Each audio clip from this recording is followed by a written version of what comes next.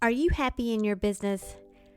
Now, I have had my share of emotional ups and downs in my 20 years of being a solo entrepreneur coach. And the patterns I've seen in myself and in my clients is that those downs are usually when I was personally feeling unfulfilled.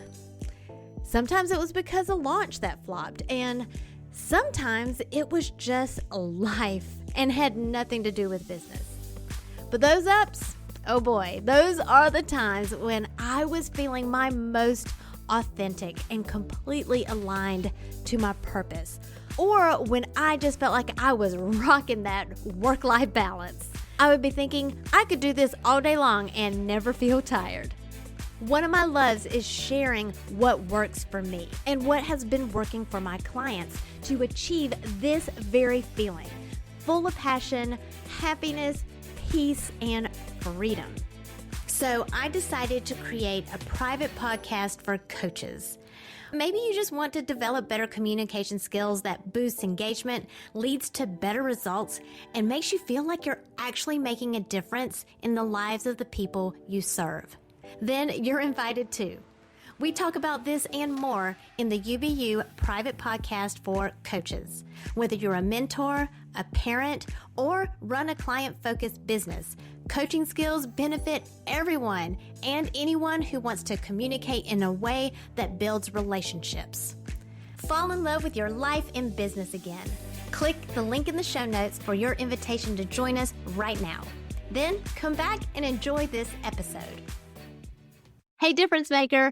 Today we are talking with Marianne Bell about DISC and using it in project management. We're actually talking about the Maxwell version of the DISC profiling system. This is a fun fact. Before I was an Enneagram person, I was a DISC person. So this is super interesting to me. And I am so excited to get into this because me being a high I and also a type 7 who is future referencing and always thinking about the future, I don't always stop to think about the details of what it takes to complete a project. And so this is definitely going to help me, and hopefully it will help others too. But before we get started, if you haven't subscribed to the podcast yet, be sure to go to podcast.powercoachjen.com and hit the subscribe. Something special that I didn't think I was going to do, but I'm so happy that I did. After a week or so of really processing some of these personality profiling tools, I decided that, hey, I need to do a follow-up and kind of compare each of the tools to the Enneagram. And so you will see a series I'm calling the Bite-Sized Deep Dives, where I am going through and just comparing them to the Enneagram and what I like about it, what I don't like, and which one I think is better. And just spoiler alert, one's not better than the other. It's just whatever resonates with you and helps you unbox yourself. Let's go ahead and get started.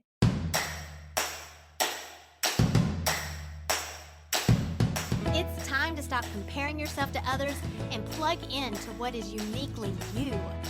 Welcome to Unbox Your Personality, the podcast for coaches, creatives, and educators like you who understand that your happiness makes you more effective in what you do, bringing out the best in others. I'm Jen P. Higgins, personality strategist and Enneagram fluff remover. Get laser focused on who you are and who you aren't, so you're free to make the impact you were born to make. And have fun doing it. Your personality is your business. So let's get down to business. Today we are here with Marianne Bell to talk to us about DISC. But before we get into that, just tell the listeners just a little bit about yourself, what your expertise is, and your business.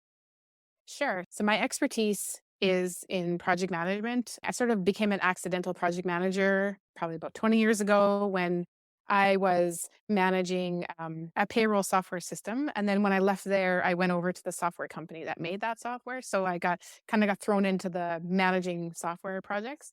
And I'm also a Maxwell Leadership Coach. So the people side of the projects sort of was super interesting to me. So I jumped into that.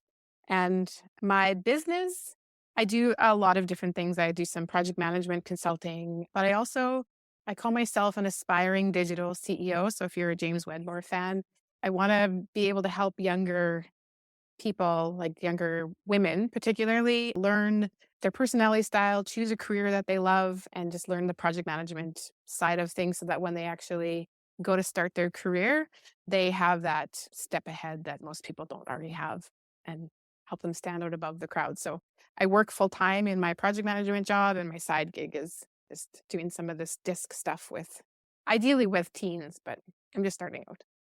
I really love that, and you're spot on as far as, aspiring digital CEOs.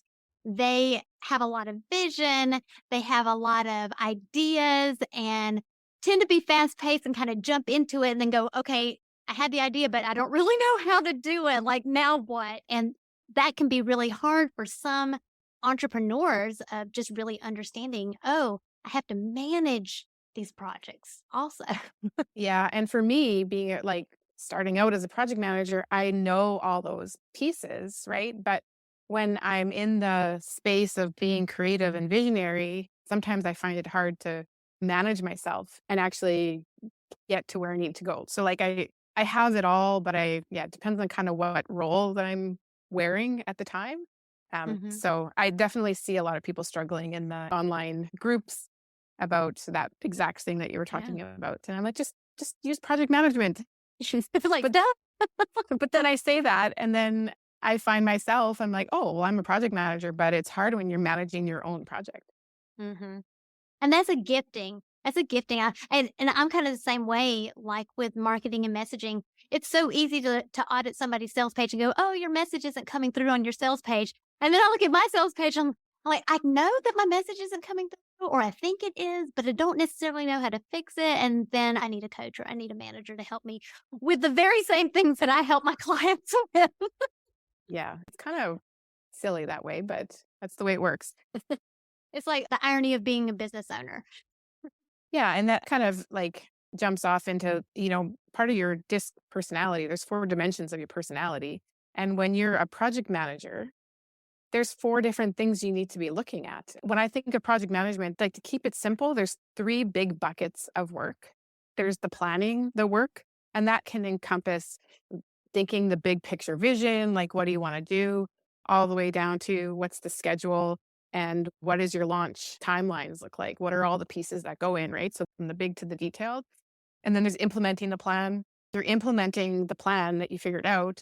And that's when you really need to manage your work and keep on task and that sort of thing. And then there's the transitioning to operations.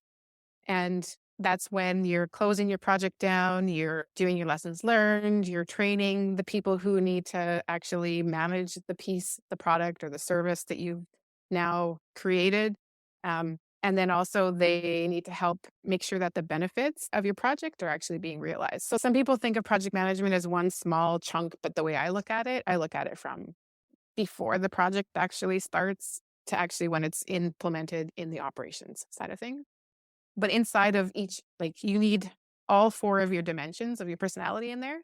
And especially if you're managing the project yourself. If you have a team, you can lean on your other teammates for those different sections. But when it's just you, you have to be able to wear all those different hats and Mhm. learn to be good at them, right? Because one of the things that the DISC method talks about is you have natural strengths when you're born. And then you have your environment that will influence how you act. And then also your role models that can impact how you act.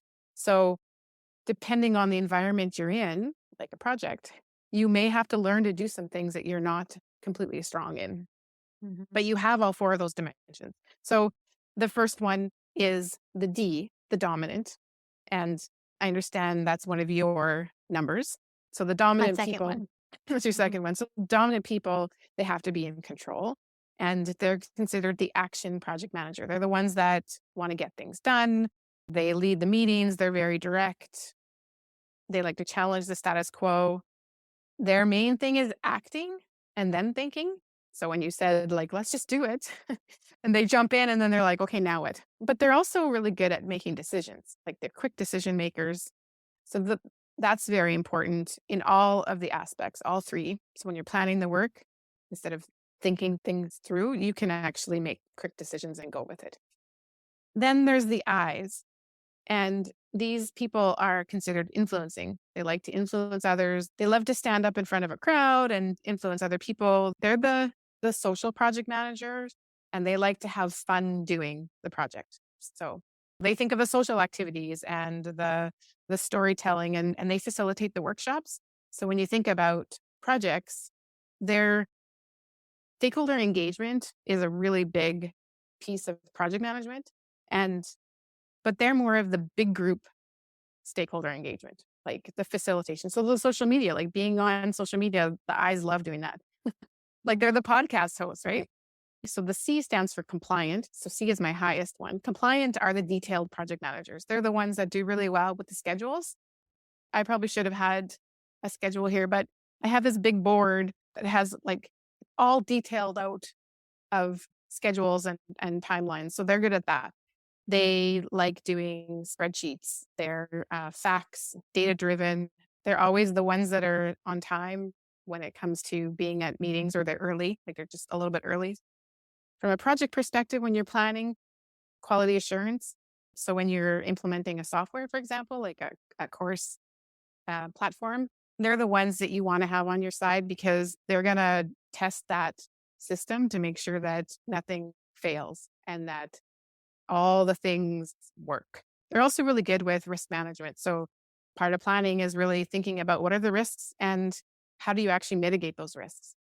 And the D is going to say to you, oh, well, that's not a risk I need to worry about. The probability of that happening isn't, no big deal because they're the risk takers. And they'll be like, yeah, we're good with that. So then the detailed PM has to say, okay, that's fine. So imagine if you're managing the project on your own, you're having those conversations back and forth with yourself, right? It's like, okay, well, this is a risk. Oh, no, it's not big deal. No big deal. And so then there's the S people who are steady, and they are your people project managers. So they are the ones that will sit down and have a coffee chat with maybe a stakeholder. So they're they do stakeholder engagement, but they're small group stakeholders. And they're the ones that want to do things together. So they have the team building activities and they feel like they're consistent. They follow through day to day. So they might be the ones who are looking at the schedule and saying, how are we doing on this particular task? And making sure that it's actually on track and it's happening, right? And with the DISC, the D and the I are very outgoing and the C and the S are very reserved. And the I and the S, they're people oriented, and the D and the C are task oriented. I find this very interesting because I believe my husband is a D and a C combined. So because they're task oriented, they derive pleasure from accomplishments. So they feel good about you when you do some sort of task on time. An example that was given to me is, so my husband loves when you walk in the door, all the shoes are in a row inside the closet. And if you walk in and they're all over the place, he doesn't feel good about you because you haven't followed what he wants you to. Like he wants you to put the shoes in order. So in a project, when the sponsor or the person who's leading the project is a D person, if you're not a D and you haven't done something that they expected you to do, they're going to feel like, oh, well, this person's not really doing what they're supposed to do. So they're very task oriented. And the I's and the S's. Would you say that they're judgmental? Like the D's are more judgmental? Yeah, they could definitely be more judgmental. And I know I find that from my C perspective. They also hold a high tolerance for excellence. So I've been an administrative assistant in the past. Like I started my career as a medical secretary. And so when I work with someone else in that position, and if they haven't met that bar of what I expect, then I'm like, going on? That's not what a secretary does or an admin assistant does. Like you need to be able to do this and this and this. But yes, they can be very judgmental. So the I and the S, because they're people oriented, they derive pleasure from relationships, who you are, and how you make them feel. So if you make them feel good, they will gravitate towards you. But if you make them feel bad, they're going to move away. So I'm a C, but I'm also an I and an S. And so when my husband says something like, you didn't put the shoes in the right spot, then I automatically, you didn't make me feel good with that statement. So So I'm going to maybe like be more reserved and pull back. That was interesting. I like the way you described the I. If you make them feel good, then they're drawn to you. Oh my gosh, that is so me. And, also being a type 7 in the Enneagram, it's more of a positive negative thing.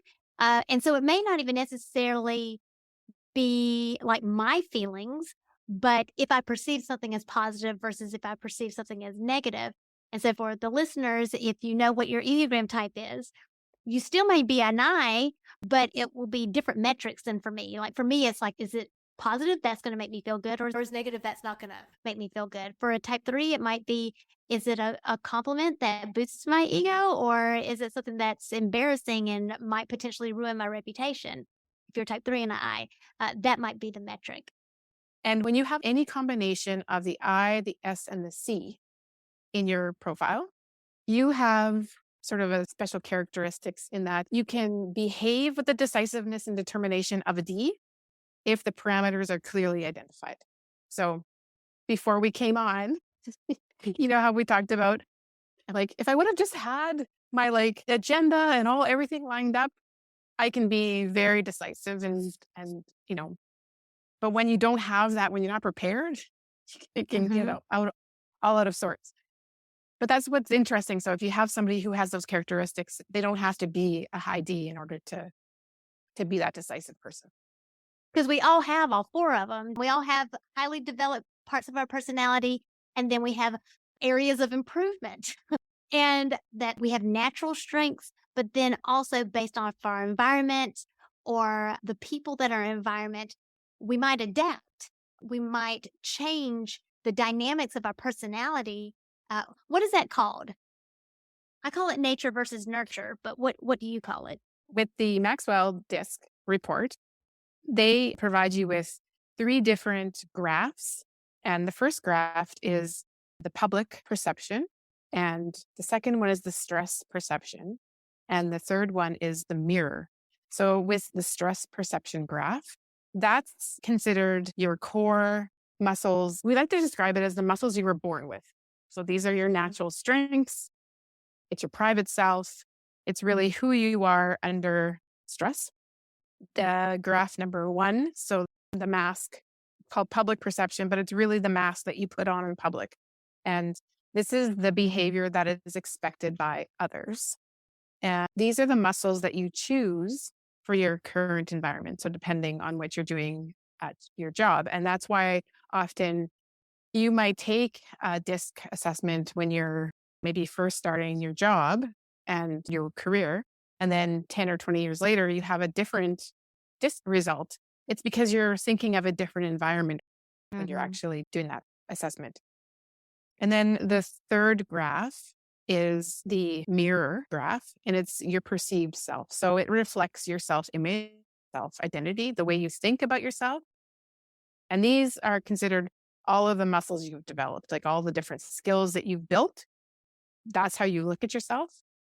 So it's interesting to be able to have all those 3 different graphs. It's so interesting. And so when you work with someone, do you give them a test? Do you just meet with them and try to assess what their DISC profile is? How do you do that? I usually just assess them based on how they talk, how they act, how they respond, just so that I can get an idea of what they are. Sometimes as a team, I'll suggest that we do the DISC profile together and then map it out to see where we're at and if there's any gaps in our personalities. That's really cool. That's really neat. Yeah. Okay, so I'm really excited about digging a little bit more into that, but we're running out of time. So before we shut this down, just quickly tell people what's the best way to get in touch with you if they want to learn more about how they can manage their projects and manage their business. Sure. I am on social media. I'm not super active on social media. The best way to get a hold of me, though, would be by email, hello@mariannebell.ca. My social media handle is I am Marianne Bell on Instagram, as well as on Facebook. And I'm also on LinkedIn. But if you go to my webpage, mariannebell.ca, there's a little LinkedIn thing on the bottom. Or actually, there's a button. I made it like a link tree.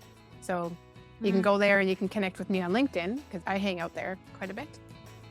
Okay. Yep. I'll put the link to your website and your email address in the show notes. You betcha. All right. All right, so we're going to shut this down and we'll see you in the after party, which will be on the podcast, Unbox Your Personality, and go ahead and subscribe. All right, see ya. Bye. Thank you for listening, subscribing, and reviewing the Unbox Your Personality podcast. To learn more about yourself, go to powercoachjen.com. Find out how you are different so you can make your difference.